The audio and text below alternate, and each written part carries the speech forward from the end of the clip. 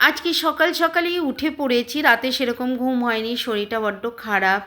তাই সকাল সকাল উঠে পড়েছি, ঘরের কাজ সেরকম করিনি।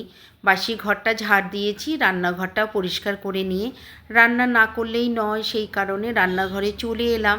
আগে মূলোগুলো কেটে নিলাম, মূলোর চচ্চড়ি করব। আর এখন ফুলকপি কাটছি। দেখবি শরীরটা খারাপ থাকলে না মনটাও খারাপ থাকে। এই ফুলকপি কাটতে কাটতে আমার একটা বেশ পুরনো দিনের কথা মনে পড়ে গেল। তো সদ্য আমার নতুন বিয়ে হয়েছে, আমার শ্বশুরমশাই বেশ বড় বড় সাদা সাদা ফুলকপি নিয়ে এসছে।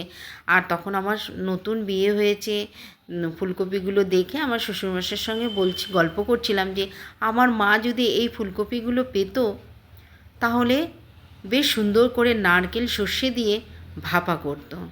তাতে উনি একটু ক্ষুণ্ণ হলেন। হওয়ার পর আমাকে যেই উত্তরটা দিলেন তাতে আমি খুব দুঃখই পেলাম। থাক, তোমাদের কাছে বলতে চাই না, কিন্তু আমি খাওয়ার কথা বলিনি। আমি আমার মা খুব সুন্দর রান্না করেন, ফুলকপি দিয়ে একটা ভাপা করে খুব সুন্দর, সেটাই ওনাকে বলতে চেয়েছি। কিন্তু আমাকে একটু এমনভাবে হিট করে কথা বললেন, আমার সেই কথাটা আজও পর্যন্ত ফুলকপি কাটতে গেলেই মনে আসে। আর এখন দেখো সর্ষে পোস্ত বাটছি, তাতে আমার একটু মনটা আরেকটু খারাপ হয়ে গেল। কারণ একটু আমার মা একটু সর্ষে বাটা একটু নারকেল দিয়ে ফুলকপি রান্না করতেন, তাই নারকেল আমি নেই, তাই একটু সর্ষে পোস্ত দিয়েই আর কি ফুলকপি ভাপা করব। কাঁচা সর্ষে তেল দিয়ে, কাঁচা লঙ্কা দিয়ে, যেরকম আর কি চিংড়ি ভাপা করে ঠিক সেই রকমই ভাপা করব। কিন্তু এই ফুলকপি কাটতে গেলেই আমার সেই পুরনো দিনের কথাটা ভীষণভাবে মনে পড়ে যায়। তখন আমার হাজব্যান্ড সংসারে সেরকম পরিমাণে টাকা দিতে পারতেন না, নতুন চাকরি, তার জন্য আমাকে কথাটা শুনতে হয়েছে। যাই হোক, সেটা যেহেতু নতুন, কিছু বলতে পারিনি, কিন্তু দুঃখ পেয়েছি। সেই দুঃখ ভুলেও গেছি, উনিও চলে গেছেন, আমিও ভুলে গেছি। কিন্তু ফুলকপি কাটার সময় আমার ওই কথাটা প্রত্যেক বছরই মনে আসে।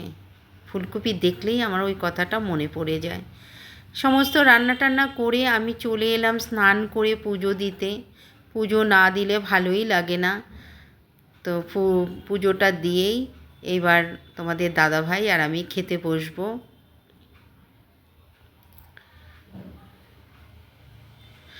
আর শীতকাল একদম ফুল পাওয়া যায় না, ফুল কিনে নিয়ে আসতে হয়। আজকে দুপুরে দেখো রান্না করেছি সর্ষে বাটা দিয়ে মূলোর চচ্চড়ি, মূলোর ডাল, আর করেছি মাছের ঝোল। এবার দুজনে ভাত বেড়ে নিয়ে বসে পড়লাম খেতে। ব্লগটা তোমাদের কেমন লাগলো কমেন্ট করে জানিও। আবার নতুন ব্লগে তোমাদের সঙ্গে নতুন একটা গল্প নিয়ে আসবো। আজকের মতো আসি, টাটা।